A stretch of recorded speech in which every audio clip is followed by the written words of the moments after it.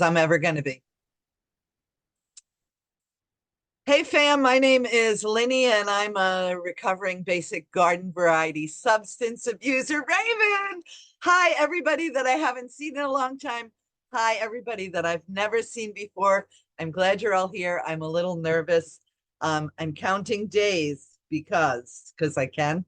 5,944 days.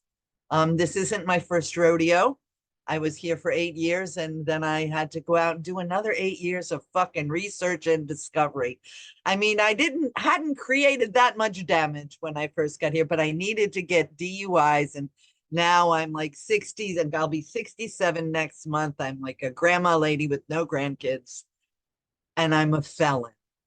I don't know, because there's some part of me that's almost like I'm a felon or I'm a felon. It's goes both ways. Um, let's see. It all started in a small farm in Iowa. Nah, I'm full of shit. That's Amelia Earhart. It started in Jersey City. My parents were babies raising babies. They did the best they could with what they had. That wasn't too hot. So I grew up around a lot of alcoholism and a lot of knuckleheadness and relatives just fallen down in the bogs for hundreds of years. So it just kind of came with the territory. Um, my parents broke up when I was 12. Mom took off with dad's best friend, came back, took us kids. And I wasn't agreeable about it. I kept running away to my grandmother and my dad. So my mom took me to family court and I was made a ward of the state. I was really fortunate. I had a social worker who saw what the deal was. So instead of being sent to the reform school that my mom wanted me to go to because she was pissed off at my dad, and I don't know what, yeah, anyway, I lucked out. I got to go to a Catholic boarding school, a nice school, and because the nuns kind of understood what I was coming away from, there's no horror stories. They were really, really kind to me and they were really nurturing and they looked out for me. And there was, I mean, although sympathy is between shit and syphilis in the dictionary, they were sympathetic. And at that stage in my universe, I kind of needed that. I felt kind of rejected. I guess when your mom gives you to the government instead of to your grandpa and your dad, you kind of just don't understand what's going on in the world and how can this happen. So, but yeah, okay. So before I went away to school, I remember all the kids getting together and the big kid got the wine for everybody to share. And I had the big kid getting me a little bottle of Jack Daniels. Why Jack Daniels? I don't know. No one else in the family drank Jack Daniels, but that should have been a friggin' red flag that everybody's getting all giddy sharing a bottle of wine and I need hard liquor. Anyway, I went away to school and that was lovely. Left before I graduated and then got a GED. So I graduated before I would have graduated so that my father didn't kill me. It's one thing leaving school, it's another thing not graduating. Um, I moved to a little college town called New Paltz, New York. I got a job running this little kind of burger joint, small place. They gave me a lot of responsibility and a lot of title and shit money, but I was a kid. I didn't know better. I lived in a tree house, but when it rained, I couldn't get to my tree house because the river would come up. So I'd stay with friends. But I remember this one gentleman, and I can't remember his name for the life of me, but my my memory's shot. Years of drinking and drugging, maybe, I don't know, but or it could just be age. But I remember being really impressed. Well, one, he had an accent, and that was nice, but he was a lot older than me. And I've always liked older men, but not that much older. And but he put scotch in his milk. He had that every day at lunch. And I didn't understand then that it's like, yeah, he's probably got a friggin' ulcer. So he's got to put, scotch and he needs the milk. But even that I was impressed with that. But mostly early on in my teens and 20s, it was mostly dry goods and shitty wine. I remember Leap from Milch. That's sweet garbage shit. And I'd say, oh, but I love the cask. I'll put some dried flowers in it. It's fucking bullshit. But then and it was what, the 80s, right? Or the 70s. So it's one of 57, 60s. Yeah, okay. So late 70s, early 80s. And then Peruvian marching powder came to town. And I had this phenomenal affair. I was working in Manhattan. I had leased out a coat room, and you pay for the coat room and you man it for the season. And I'm walking out of there with like $300 to $500 cash a night, and it was all going up my nose. So I had to run away from home because I was living a double life. My boyfriend owned a restaurant on the east side, and I'd come rolling in from my friend Dilly's in the morning, and he'd say drunk again. It's like I wasn't drunk. I was snorting coke all night. So I had to go to upstate New York and move in with my mother and get my act together. So I immediately got a job tending bar because, what does a good alcoholic do? And I met this guy, and he was a politics and economics professor, and I was supposed to be stupid. My mother believed I was stupid. I guess right when my parents broke up, none of our school records caught up because first my mom left, then she came and dumped us kids at her brother's in Florida. Then she brought us to upstate New York. So they had to test us all. Now I'm dyslexic. I don't test well, and I was never great in school. I was, just a little below average student. And they tested us, and there they had these sections A, B, C, D, E, F, and G, H. And I wound up in a higher section than my older sister. My mother came and argued with me, and she cheated off her sister. And they're like, sorry, they were in different rooms. But it was the beginning of me starting to cue in on what this dynamic between us. When my mother was pregnant with me, she asked her dad if she could move back home. She already had my older sister. And my grandfather said, no, if you just had the one, you could. My mother being one of us and still not still drinking, um, truly believed that I ruined her life. And, just so maybe logically, she knew that I didn't ask to show up. But there was that resentment. But I had a grandmother, my dad's mother, um, who thought the sun rose and set on me. So I got all that mothering that I needed. I got all that nurturing. And it was still awkward to feel like it's awkward to this day. She's dying of cancer now. And just the energy of knowing that this woman still fucking resents me, and the jabby, and being the kind of drunk that when she crosses that invisible line, she gets ugly and nasty. So there's still that worry, when she does the drink and dial. And I want to be nice because, hey, you're 87, they told you weeks to months to live back in October, and you're starting to lose your mind a little here. So anyway, I don't. Okay, so we're up to tendon bar, politics and economics professor. I was tired of that job. So I took a welding course and I went and got a job as an iron worker. And it was just on a whim. When they called me, when I went to apply for it, and they called me, and there were two other women. The two other women were very big, very strong Black women. And I'm like, all right, they're looking for an iron worker trainee, and they've got three broads coming in. They're going to do the double whammy. They're going to get minority and female. They're not going to hire me. Well, as luck would have it, both of those women were totally intimidated by this giant erector set that had no road service. I worked on a bridge that they were refurbishing. They built a new bridge across the Hudson, and the old one, they were refurbishing it. And I was like a kid on monkey bars, and they gave me the job. And again, there I was with too much money and nothing. And what do they call that? Disposable income.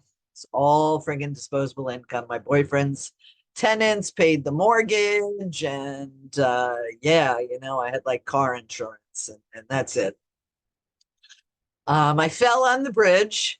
Somebody didn't clean up something near a weep hole and my leg went down. I was okay. I was on crutches for a while, had a big bruise from my knee to my hip, and I needed to find another job. So I went and applied for a job as a receptionist at a company that was pressure treating lumber. Well, didn't I step in shit again? After a week, they promoted me to sales. They saw something in me that I didn't know I had myself. Years later, psychosocial assessments were done. It winds up I'm a natural born promoter and persuader. Who knew? Who fucking knew? So that's why it's easy to be a cheerleader for, hey, let's all get sober. Anyway, they gave me a big raise, a company car, an expense account. It was ridiculous. Now, the dynamic of what went on, I was supposed to be buying dinner or buying lunch for my clients, but I was young and I was cute and I was smart. So they weren't gonna let me pay for lunch or dinner. So the expense account really came in handy for me and my friends. And then I started learning about the right wine to have with the meal, the right thing to have before dinner, the right thing to have after dinner. And if I wasn't taking a client out to dinner and I was on the road, I was going out to dinner with the owners at work and the team. And at some point in my late 20s, I crossed that invisible line because they'd always give Linnie the wine list. Linnie will pick it out. And all of a sudden, Linnie wasn't picking out the wine list. Linnie was having scotch before dinner, with dinner, after dinner. And when we wrapped up with the gang at work, then Linnie was meeting her friends and having more scotch. And this went on and on and on for years. And then the company went under and I became a day drinker. And I met this friend. I seem to always have friends around me who drank and drug more than I did, whether it was conscious or unconscious, just so I didn't have to take a look at what the fuck I was doing. Um, so he would knock on my window. I had floor to ceiling windows. We had this old Victorian tenants in the top two floors, and we had the basement and the main level. He'd knock on the window and he'd bring me scotch. He'd wake me up, and it's because he'd been up and out all night. And I didn't like crack. I was very fortunate that I didn't like crack. Otherwise, I might not be sitting here telling you because I liked everything. And company went under. I'm getting unemployment. I got this friend who parties more than I do, and I've learned to party more as well. And the next thing you know, he's moving to Florida. I'm like, what am I doing here? Um, I'm not gonna find that cushy job like I had. So I came down to Florida. And I remember driving down, I remember weaning myself from the drinking before I came down. I crashed at my mother's for like the week before to spend time with my sisters and family. And I'd pour some scotch every day and then not pour anymore. Just keep adding ice and water to it because I'm trying. I got to let the cat out.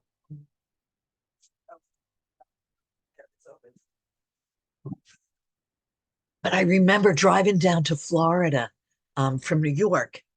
And when I got like halfway through Florida, and I'm not a beer drinker, stopping, knowing that I needed a fucking drink. I needed something.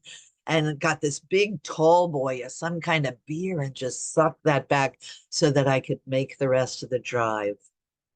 First day I got to Florida, I was at an Applebee's. That's like a chain down here, maybe all over the country for all I know.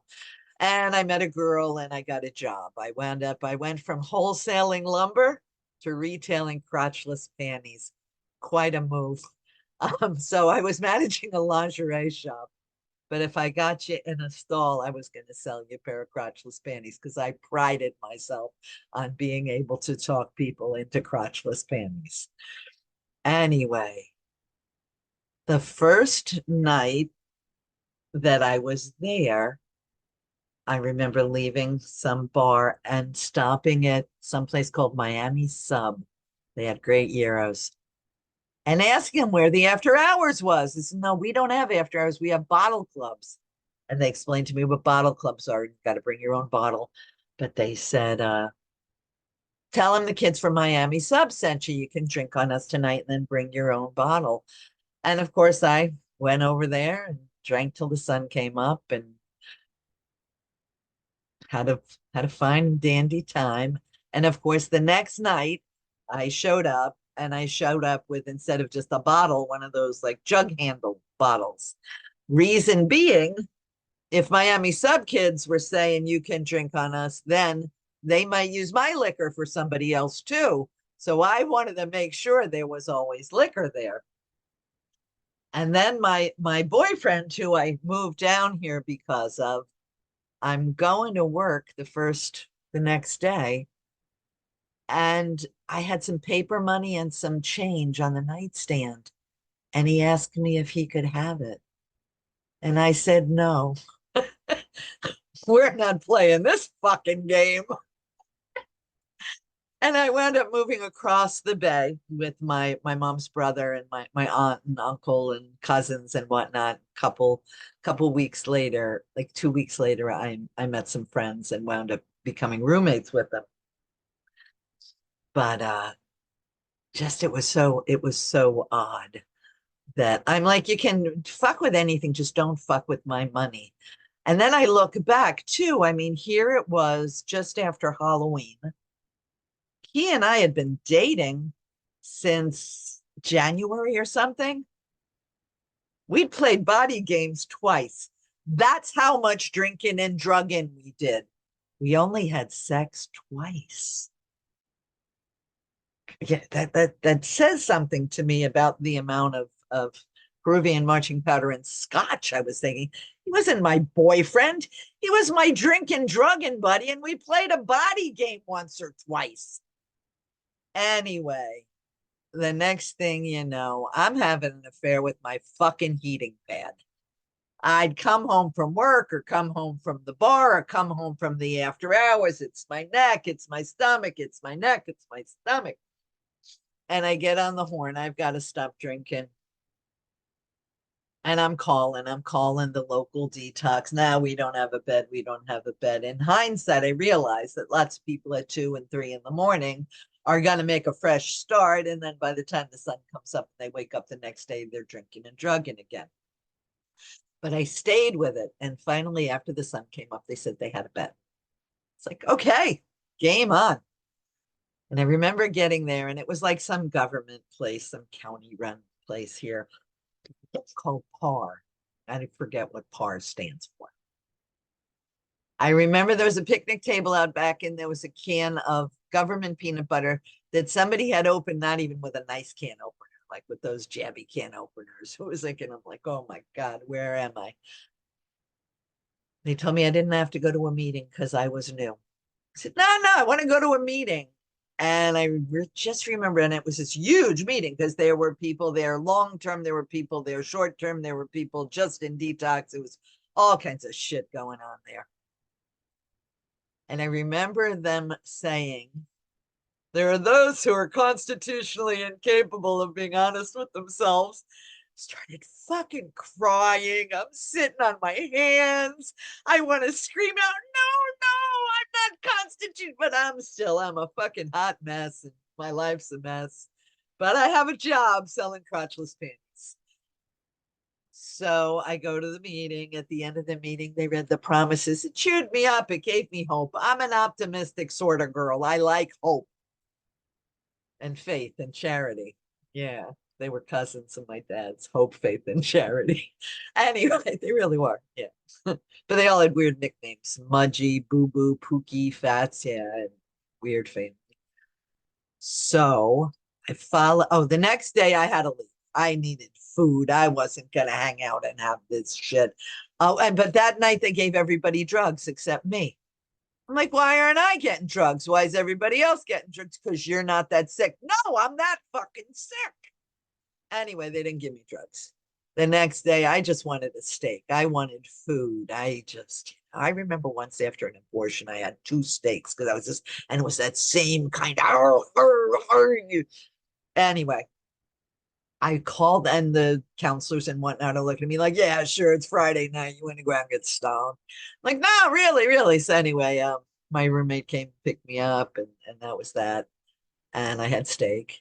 And then I'd call them every night and I'd follow that group around until to all the different meetings they were going to. And then finally I found one I really liked. And I was young, I was 35. There were a lot of young people. And I what's it, dug my heels in. But I had a dirty little secret, and my secret was that whole God thing that I just, I didn't address it. I didn't tell him. I'm really not in agreement with this part. And I also had reservations, and not for dinner.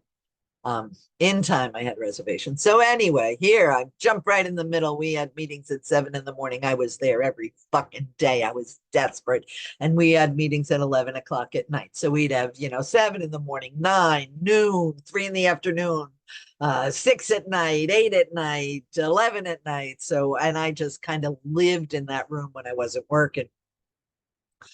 And boy meets girl on AA campus. Now, on my insides, well, allegedly were fucked up. I was always in the hospital with these fibroid tumors and some obscure situation. And they call it obscure because they didn't know what the fuck was wrong. But anyway, I was told I'd never conceive. On the slim chance that I did, wouldn't go full term. Lo and behold, I'm knocked up. I'm 35 years old. But the guy now, this guy is not as smart as the action I'm used to. He's not as good looking as the action I'm used to. He's not as educated as the action that I usually take up with. But somebody says you got to change everything, playmates and playpens. So I was trying to change everything. Meanwhile, next thing you know, I'm pregnant. I said, you do not have to come along for the ride. I'm doing this. And this is new, you and I, and no, no, no, I want to, blah, blah, blah, blah. Okay, good. Anyway, he didn't really want to. Next thing you know, we're like the golden couple. Oh, they got the baby. I'm picking up a 1-year medallion with a 6-week old in my arms. Jesus fucking Christ. 9 months later, 9 months of fucking misery. This guy didn't want to be a dad. He didn't even want to be fucking sober. So his sponsor said, it's probably not your kid. Now, meanwhile, all of my family and all of his family have come down to visit. The kid is like carbon copy of his dad's baby pictures. You put them together, you don't know which kid is which kid. Anyway, it became kind of ugly. Then I really fucked up. I didn't realize how much Florida was the South. So now there's a bunch of these recovery homes that have opened up in the neighborhood, and they're recovery homes for pregnant women and some for women with very small children. I got this big old Lincoln fucking town car now, and I got a baby, and these girls got babies, and I'm bringing the babies to the meetings, and I'm loading up my big old Lincoln town car with women of color. Sometimes I'm making 2 trips. Wait, let me drop you guys off. I'm going to go back to the other house. They didn't like that. I didn't realize how much they didn't like that. So now the next thing is an outside issue. Linnie's breastfeeding in the meeting. And it's not like I'm whipping the tit out. Yeah, I'm what's that word? Modest. Yeah. They have this big emergency group conscience meeting. And I see what's going on. I'm sure, all right, well, girls, we're probably going to have to find someplace else because we're about to get hung here. And lo and behold, some old timer who knew, I didn't know shit about traditions. I'm fucking a year sober and a year and 9 months by then. So almost 2 years sober. And I'm busy raising a baby and just trying to stay sober. I haven't studied traditions. But anyways, it's a fucking outside issue. Don't, leave it alone. But it became obvious what was going on there. So that was that. Eventually I moved North County, so I had to leave that group and found other groups, and things are fine and dandy, but I always had that reservation in the back of my head. If I didn't get knocked up, would I have stayed sober? Was that the motivator? What if? What? And then I nursed him till he was done. I was going to do something called child-led weaning. Instead, I did the child is in total fucking control of this show and he's in charge. So it was like 2 weeks before his fourth birthday, he was done. So that also, oh, I can't drink even if I want. Oh, I'm nursing a child. Well, one thing leads to another, and the next thing you know, it's a few years later. My sponsor dies, and she doesn't. I don't get another sponsor. And my sponsor was like a grandma lady to my son, and a wonderful friend to me. And next thing you know, it's I'm sober 8 years, and somebody sends me some chocolates, but they're from Canada. They have real liquor in them. I don't know this. I know the ones in the States, you can't put liquor in them because you can't sell chocolates to kids with liquor in them. So I just assumed that they're just fucking flavored. I didn't get drunk, but I was giving myself a thimble full of whiskey on a regular basis for in between Thanksgiving and Christmas. Next thing you know, it's after New Year's, and some dial a date had this psychologist dial a date who like had to come down from Canada to meet me because he was sure I was, and I wasn't sure. I was just like, fuck all. Yeah, you want to come down? Come on down. Well, we'll hang. I'll prove to you that I'm not your dream partner. I don't know what happened, but the next thing you know, I'm drinking a bottle of Veuve Clicquot champagne. And for the next 6 weeks, I'm having a little bit of wine here and there. And then I'm off to the races with the scotch, but real different than before because I can't drink around the kid. But I had a good friend who was like dad guy, family of choice friend, not a boyfriend, just family of choice friend who had kind of stepped in as dad guy when my son was about 2 years old. And I remember him coming to me and he says, he wants to call me dad. Like, I don't give a shit if you don't give a shit. I love you. You're my friend. I trust you. I thought he was a good role model. I didn't know he was an alcoholic too. Holy shit. Um, so that's yeah. So there were spaces where I could drink and spaces where I couldn't. So I became this binge drinker. And when my friend Jack had my son, I'd drink for the weekend. And I was a power drinker. I could drink for I there were times that I drank for 72 hours without sleeping. And the more I drank, the more sober I became. Um, yeah, I'd be a pain in the ass to my friends. I'd get to this point where I'm like, come on, sit up. You're not acting like, ladies and gentlemen. It's like, yeah, I would get on people for being sloppy. Yeah, my friends loved me. They'd come to my house after playing Dungeons and Dragons, and I'd be cooking and drinking, and they'd been drinking. And I'm like, yeah, you want dinner? You got to act right. Anyway, few DUIs, driving across the bay to the after hours. My final DUI was just jockeying a car in the parking lot. By then, I could have gotten my license back, but I just knew that I was a fuck up, so I didn't even bother to get it back. Even now, I could have gotten my license back 10 years ago. I don't get it back because I'd have to work 3 jobs to be able to afford the friggin' insurance and the breathalyzer on it. Anyway, it got really ugly, right? I married some guy. My father died, and right after my father died, I met this guy who was a Marine, a retired officer in the Marine Corps. So different then. But the week after my father died, I poured myself a bottle big time. And the first night home, because I stayed with friends, I was afraid to be alone. I was afraid to be home. My first night home, I met this guy. Well, I'm still married to the son of a bitch, but have been estranged for, we lived together for like 15 minutes in 2006. But he keeps me in toilet paper, garbage bags, coffee beans, and assorted other sundries. Anyway, I got married just like in a New York second. I met him right after Thanksgiving. On New Year's Eve, in the middle of fuckingness, he proposed. I said yes. 2 weeks later, we got married. Jesus Christ. If my father hadn't died, my father would have met the son of a bitch and said, "You're not marrying that fucking guy, Linnie." Anyway, we had plenty of dysfunction and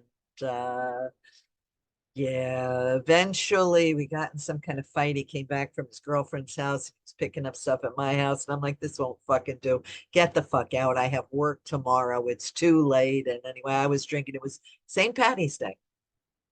St. Patty's Day 2000. I don't know. St. Patty's Day 16 years ago. 2007 or 2008. Anyway, I'm in jail now. The police come, even though it's my place. I'm the drunk one. And I'm not the one saying that motherfucker said he was going to kill me. So all I would have had to say, they would have taken away. Bottom line is, I could handle going to jail. He couldn't. It'd break him. It'd fucking break him. He's just such a proud Marine. It'd kill him. It'd kill him. So anyway, they take me away and I hear them on the radio. We have a cooperative female. This is how fucking bad it got. I'm cooperative. It's like, oh yeah, I know this game. Ridiculous. Then he found out that I had gotten a DUI a couple of weeks before, so he wasn't even going to bail me out. And that was that.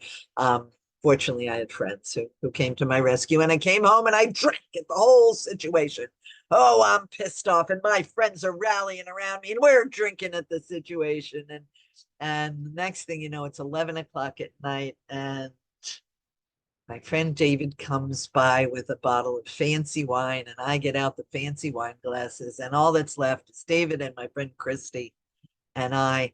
And to this day, I can't remember whether I took a sip or whether I just smelt it, but that was it. It was done. I put it down.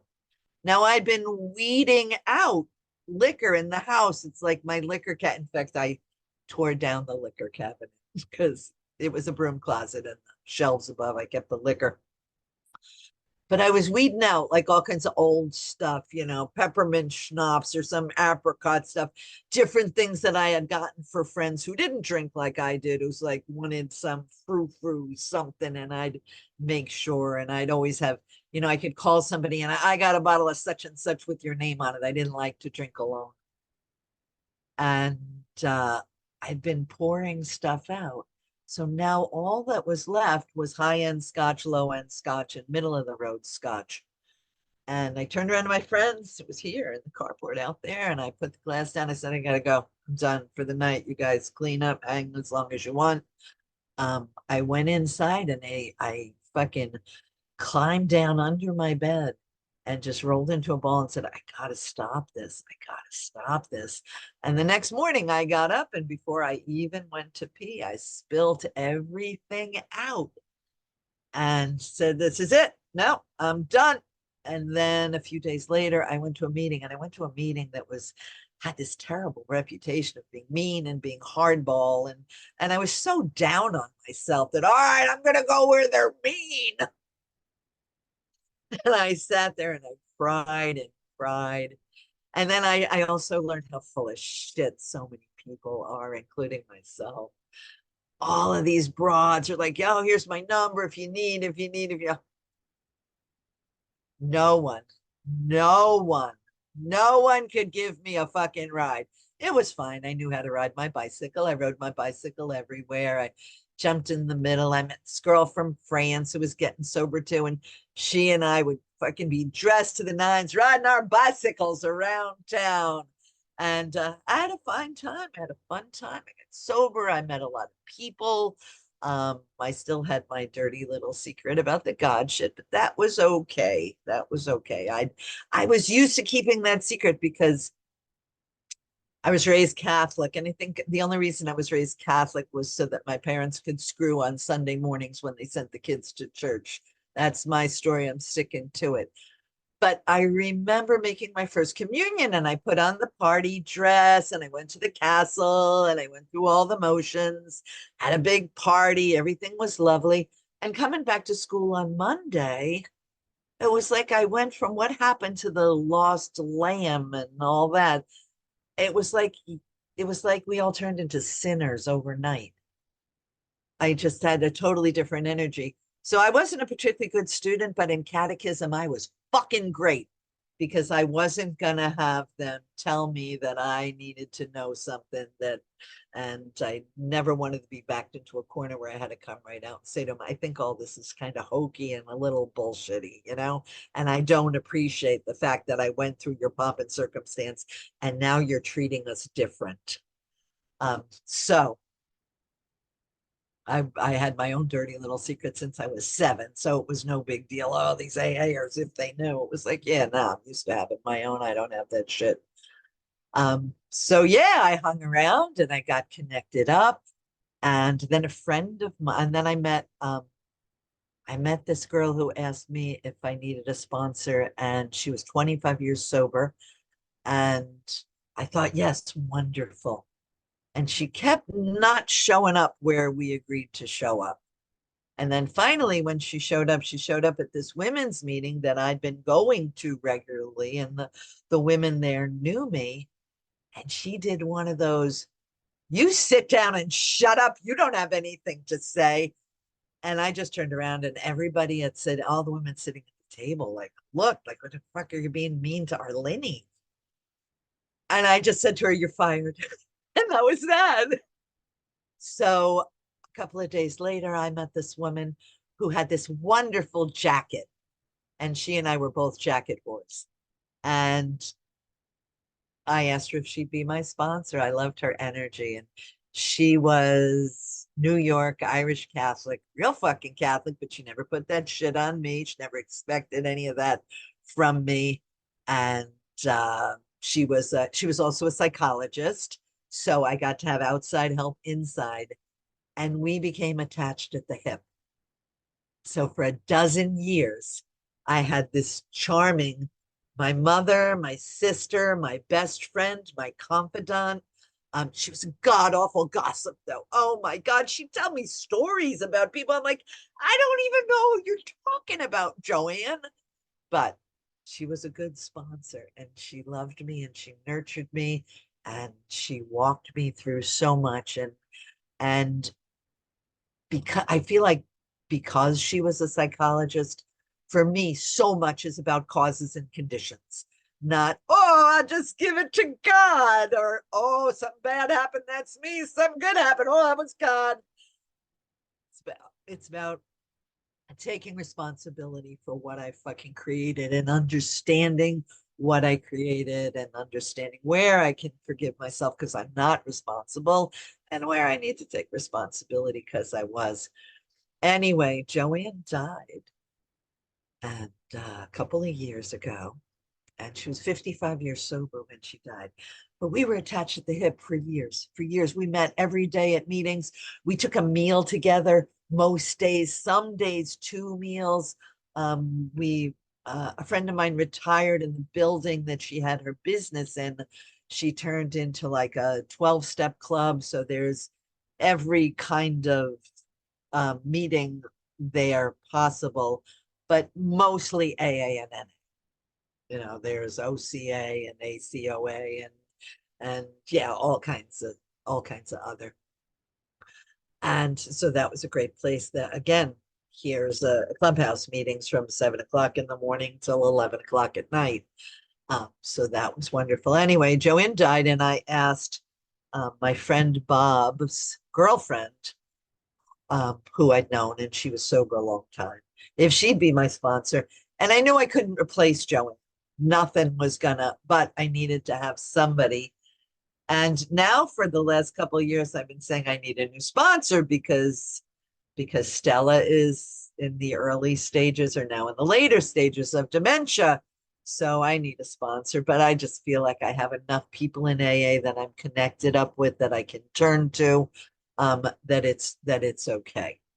Um, yeah, is 15 minutes up yet?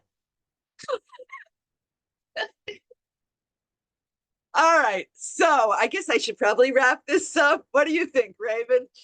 Should I bring it full circle? Thomas is like, nah, keep bullshit. We like this shit. You know, Dave is like, yeah, keep rolling.